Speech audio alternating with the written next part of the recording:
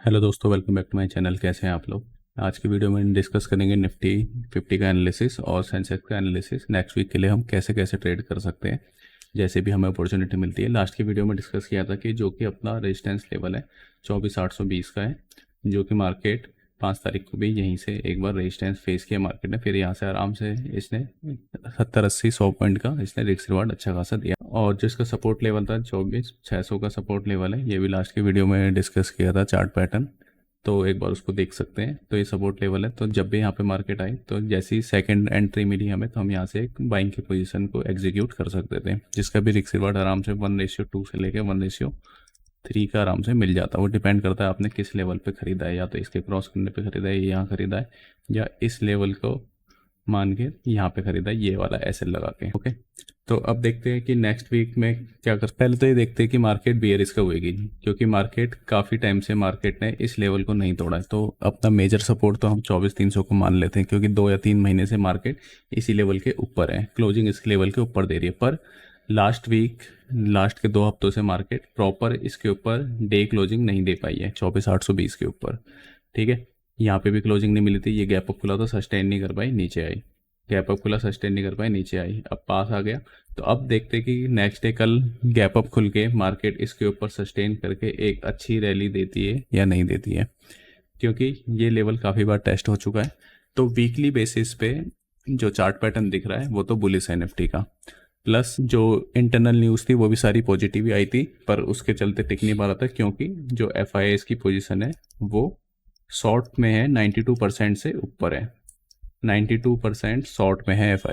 तो जब भी ये अपनी शॉर्ट कवर करने आएंगे तो यहाँ पे बहुत अच्छा खासा मूव हमें देखने को मिलेगा। मे बी ये एक्सपायरी वाले दिन आ जाए, जो कि अपनी निफ्टी के एक्सपायरी हो चुकी है ट्यूसडे वाले दिन, और सेंसेक्स की हो चुकी है अपनी थर्सडे वाले दिन। तो ये अपने एक्सपायरीज के दिन चेंज हो चुके हैं, और निफ्टी का भी अब जब न्यू लॉट साइड चल रहा है 75 का चल रहा है।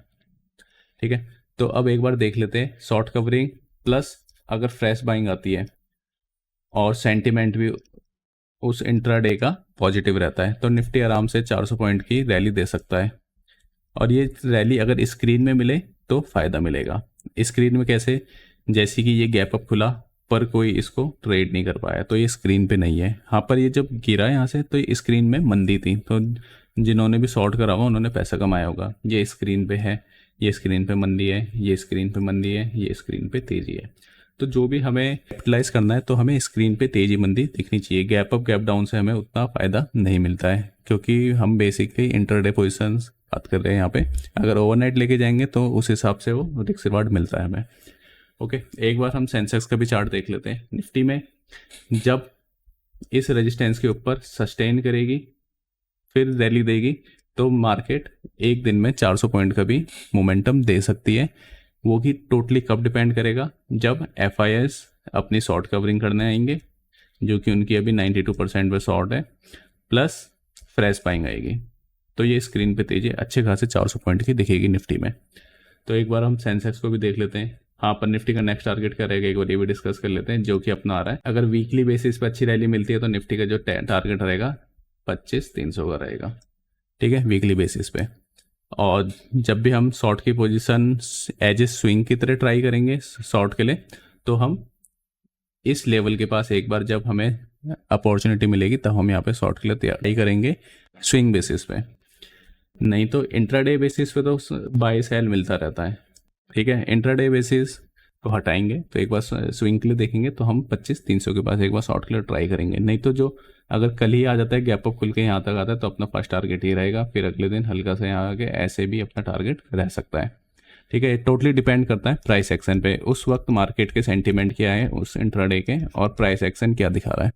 ठीक है, तो हमें अपनी स्ट्रेटेजी पहले से बना के रखनी पड़ेगी कि कब मार्केट का सिनेरियो क्या होगा, उस हिसाब से हम अपनी स्ट्रेटेजी यूज करेंगे। निफ्टी बैंक ने भी क्लोजिंग ऊपर दी है 54,100 के, जो कि एक अच्छी क्लोजिंग है 54,100 के ऊपर, जो कि एक पॉजिटिव सिनेरियो दिखाता है। तो एक बार निफ्टी बैंक को भी देख लेते हैं 4 आवर में।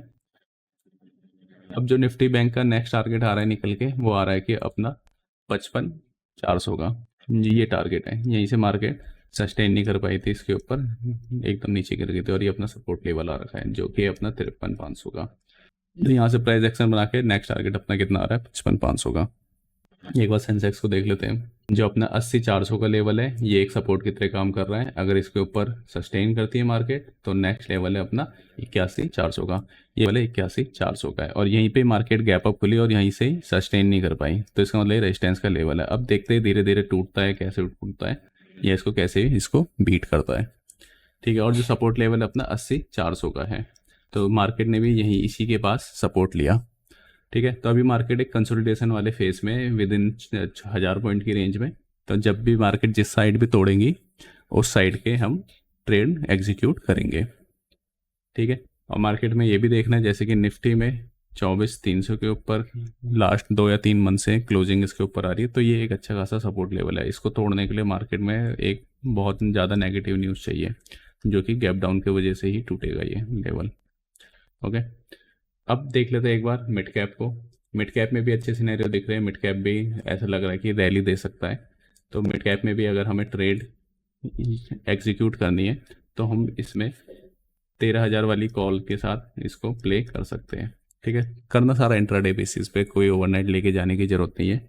इंट्राडे में भी अच्छा खासा मोमेंटम मिड कैप दे देता है। जो नेक्स्ट टारगेट निकल के आ रहा है इसका 13,250 का निकल के आ रहा है, सपोर्ट इसका निकल के आ रहा है, तो अभी इसी के ऊपर है। और जैसे इंट्राडे में हम प्राइस एक्शन बेसिस पे support resistance 5 EMA plus previous day का स्विंग हाई या स्विंग लो बेसिस पे हमें सपोर्ट रेजिस्टेंस और अपनी ट्रेड को एग्जीक्यूट करना है आफ्टर कंफर्मेशन। अब कुछ शेयर्स के बारे में डिस्कस कर लेते हैं जो अट्रैक्टिव प्राइस पे मिल रहे हैं और आगे के लिए इसमें हम कैपिटलाइज कर सकते हैं चीज़ें। पर एक बार रिलायंस को देख लेते हैं। रिलायंस में भी एक अच्छी अपॉर्चुनिटी दिख रही है, पर ये अगर 1380 के ऊपर क्लोज दे तो ये भी एक अच्छा मोमेंटम दिखा सकता है, जो कि इसका स्विंग 6-7 महीने के आगे का लेवल है, जो कि 1700 के करीब निकल के आ रहा है और इसमें रिपोर्ट्स भी अच्छी आ रही है। तो एक बार देख लेते हैं हम इसमें कैसे कैसे हमें कैपिटलाइज करना है।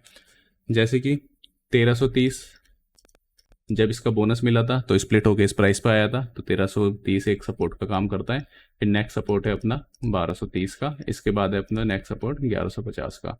मतलब अगर आपको 100 रुपये लगाने एज ए स्विंग बेसिस पे या इन्वेस्टमेंट बेसिस पे, तो आप 30 रुपये यहाँ लगा सकते हैं, 30 रुपये यहाँ पे लगा सकते हैं और 30 रुपये यहाँ पे लगा सकते हैं।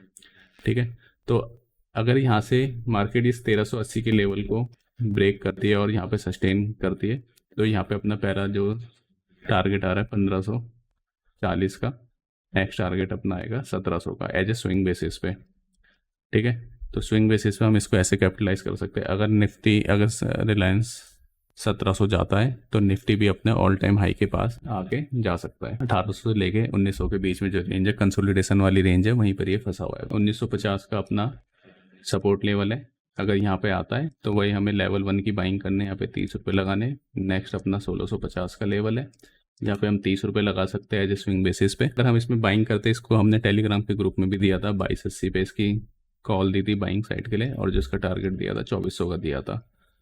ठीक है, अगर ये 2610 के ऊपर क्लोजिंग देता है तो ये भी एक तरीके से बुलिश हो जाएगा। बुलिश कितना हो जाएगा, 4000 जाने के लिए इसका आराम से टारगेट इसका मिल जाएगा हमें। कि बीएससी का जो पैटर्न रहा है कि ये 40% गिरता है, फिर उसके बाद यहाँ से 150% की रैली देता है, और ये भी अब काफ़ी ज़्यादा रैली दे चुका है। तो इसका जो फाइनल टारगेट रहेगा अपना 4000 का रहेगा एज ए स्विंग बेसिस पे, और जो इन्वेस्टमेंट पीरियड रहेगा 1 साल से 3 साल के बीच में रहेगा। ठीक है, अब देख लेते हैं नेक्स्ट हम शेयर देख लेते हैं। फिनटेक में ही हम देख लेते हैं एमसीएक्स को। एमसीएक्स भी अच्छे लेवल पे, अट्रैक्टिव लेवल पे, जो कि दोनों तरफ कहीं भी जा सकता है, पर इसके जो चांसेस ज़्यादा लग रहे हैं कि अगर इस लेवल को नहीं तोड़ता है ये, जो कि 7200 का लेवल है, तो ये आराम से दोबारा इस लेवल तक जा सकता है, जो कि अपना है 8200। ठीक है, ये सारे स्विंग बेसिस पे फिर इसको तोड़ेगा, फिर ये आराम से 9000 के करीब जा सकता है, क्योंकि ये शेयर भी ऐसी है, जब रैली देने को आता है आराम से 150% की रैली दे देता है। जितने भी फिनटेक के शेयर है मैक्सिमम जो इनका पैटर्न चलता है इसी बेसिस पे चलता है।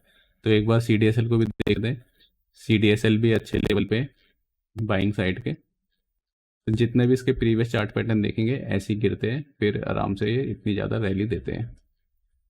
ये इस लेवल को नहीं तोड़ेगा, जो कि आ रहा है अपना 1400 के करीब, इसके ऊपर आराम से सस्टेन करता है, तो ये फिर 2000 जाने के लिए तैयार है एज ए स्विंग बेसिस के लिए। ठीक है, नेक्स्ट अपना शेयर है एंजल वन। एक बार एंजल वन को देख लेते हैं। एंजल वन भी अगर 2100 के पास आता है तो हम यहाँ पे इसको बाइंग कर सकते हैं और आराम से इसके टारगेट के लिए यहाँ पे 2500 पहला टारगेट, दूसरा टारगेट इसका आ रहा है निकल के 2800, फिर तीसरा आ रहा है 3000। ठीक है, ये इसके टारगेट है और यहाँ पे थोड़ा टाइम बिता दे तो ये फिर 4000 के पास जाने के लिए तैयार है।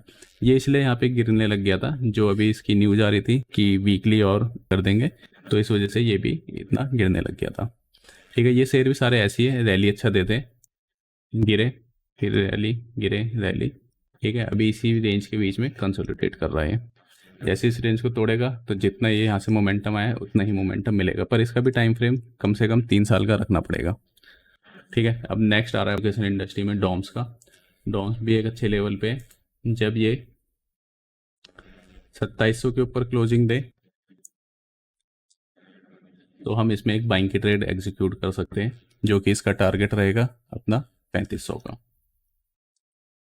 ठीक है, और जो इसकी बेस्ट बाइंग रेंज रहेगी लेवल 1 वाली, वो रहेगी अपनी 2200 रुपये।